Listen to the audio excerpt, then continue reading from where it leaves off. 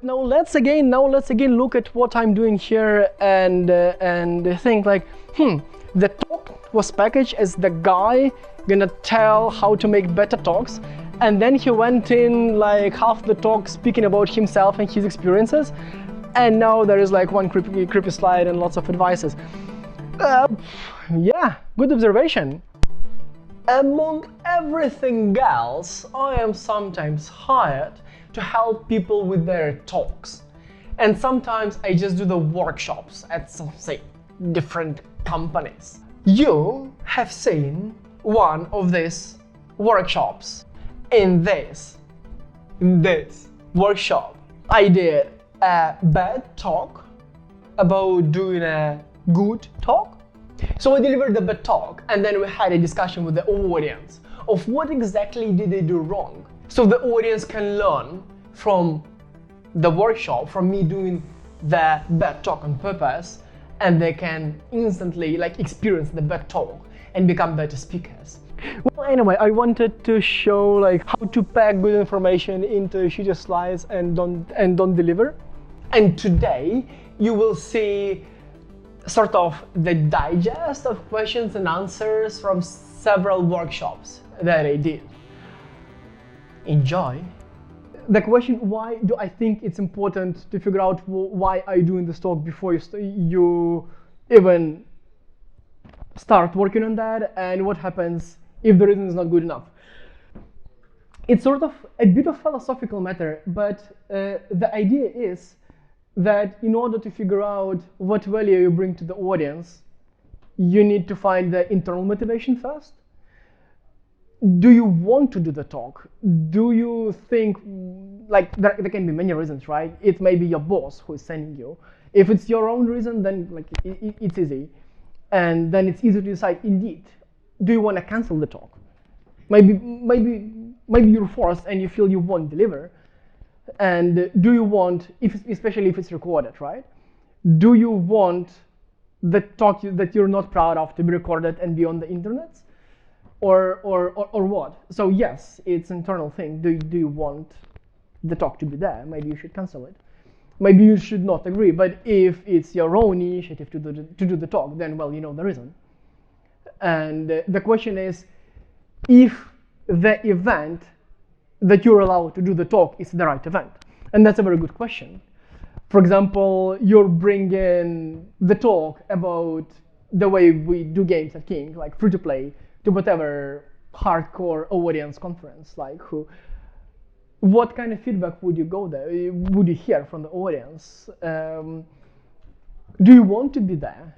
You're a developer or an artist or a designer. You're not really trained in doing this complex PR media things. So do you want to be there? That's a very valid question. Do you want to be like tortured with questions about like the whole idea of free to play? Just as an example. While that may sound demotivating, like, oh, don't do the talks.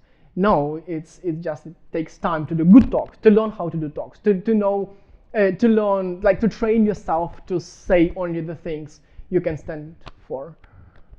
The question is, what do you do if the audience is lost and you're still in the middle of the talk? If you are sure that by addressing the issue of the lost audience, you would not lose the flow and spoil your own talk, then you can address it. How to address it? The easiest way is to start the dialogue with the audience. So suddenly, instead of like being focused on the talk, and you're all there like slides, notes, something, you want to remember the next slide, you sort of start one new thread. How do I start the dialogue with the audience? So it's hard because you would want to ask something and then sort of get back to the talk, because probably half of the audience is actually lost, half is not lost. So you don't want to lose the other half while addressing the first half. I very rarely address the lost audience because I'm too afraid to lose the ones that who are actually focused on what I'm talking about. But I try to prevent the lost audience thing. How do I make sure the audience is not lost? Ideally, I try to build the connection up front.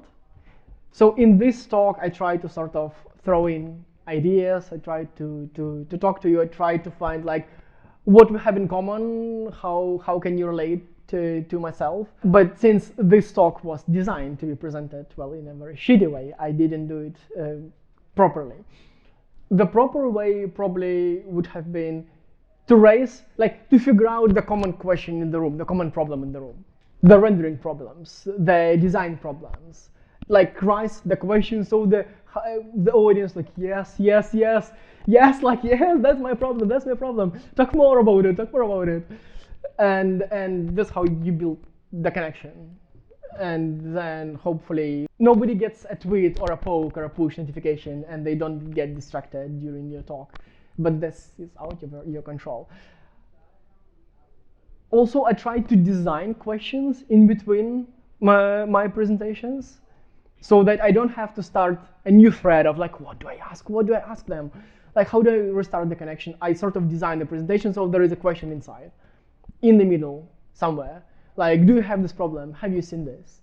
Throwing in jokes in the talk, while it may be funny and it may help to connect with the audience, the problem is that there is a cool down period after the joke because people are still in the joke mood, and you sort of started off pushing again like your thoughts, the idea of the talk, and you will have to get the audience back after the talk. And I'm not good at it, so I don't do this because I normally speak fast, and I see that after I do the joke, I have to slow down, grab almost individually people in the room, like no, like forget the joke, and then like if you need to do this, why put a joke there? The question is, what happens if the presenter is good at doing jokes and keeping the audience? That's a very good presenter. Maybe I'm not there, maybe I have other strengths. I just find it hard for me to return the audience after a joke. If you're a good presenter and it's easy for you to return the audience back to the contest after the joke, and if it's natural, it's fun, you feel good while doing that, well then my advice doesn't address you, and which makes sense. Since it's emotional, emotions are different. Like all people perceive emotions differently and also give emotions differently. So you probably know what you're good at and what you're bad at. And if you don't, there is a mirror and there is a phone.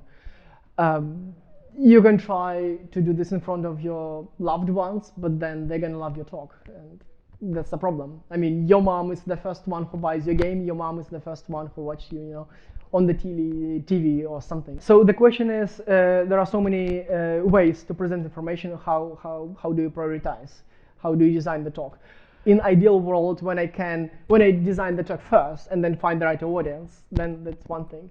But in normal life, like you get a slot at an event, and then you sort of try to think, okay, how do I lure in some people, and then who would be these people? What can I tell these people? I start always with a blank note, and I start putting like statements there, like one after one, then remove like, but it's like the slides are at the very end on when I'm working on the presentation. First, it should look good on a notepad. When it's on the notepad, like a list of bullet points on the notepad, I try to figure out, okay, is there like one thing, one line? And normally it's not, and then I have to remove bullet points, and then remove bullet points until there is one line, and then I figure out, okay, how do I optimize that for clarity? What would be, again, maybe I missed something, and probably add few sub points or bullet points. The slides have to help the audience understand or relate to what you're talking about. One thought per slide. That would have helped. This is a bad slide. Again, like let's 2 action points, Slido link, then the links to whatever my social things, and bullet points, and you're just lost. For example, this particular slide, I would have done for each bullet point one picture that you could associate. like that one liner or one advice with, and have it either as a title or maybe incorporated into the picture. Telling people how to do sort of emotional stuff is hard because everybody's emotions are different, and I don't have answers to all the questions. I can just suggest like the ways of thinking, and I could have brought 10 more immediate bullet points of what I think we should do better, and what I think resonates with the audience and how to do better talks. But like I wanted to do like one-liner, and I wanted for you to